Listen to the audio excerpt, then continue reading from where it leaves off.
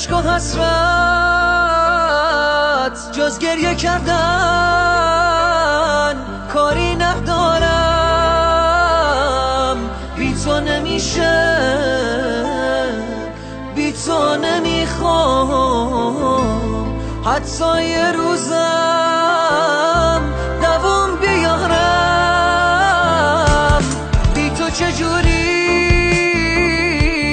با خاطراتت روزا و شبها رو بگذرونم. خاطره هامون از خاطرت رفت،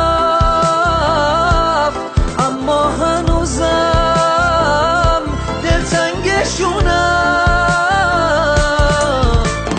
من بی تو نبودم، ببین زندم ولی دنیای من مرده. تو دنیای من بودی ولی دوریت منو از باد در آورده. من بی تو نبودم، ببین زندم ولی دنیای من مرده.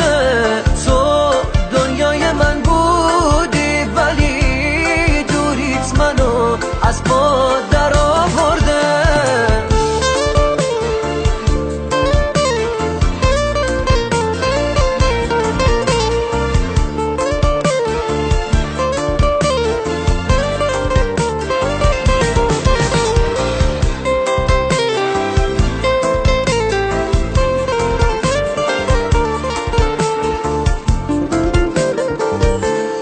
میترسم از این فکری که پر شد از این سکوت و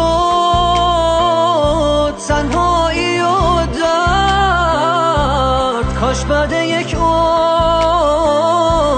عادت به این درد، این زخم کهنه سروا نمی کرد. این کوله باره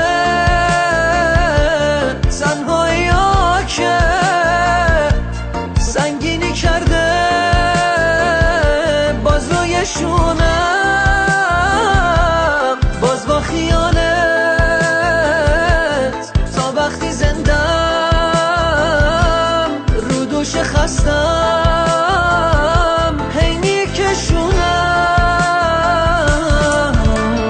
من بی تو نبودم، ببین زندم ولی دنیای من مرده. تو دنیای من بودی ولی دوریت منو از باد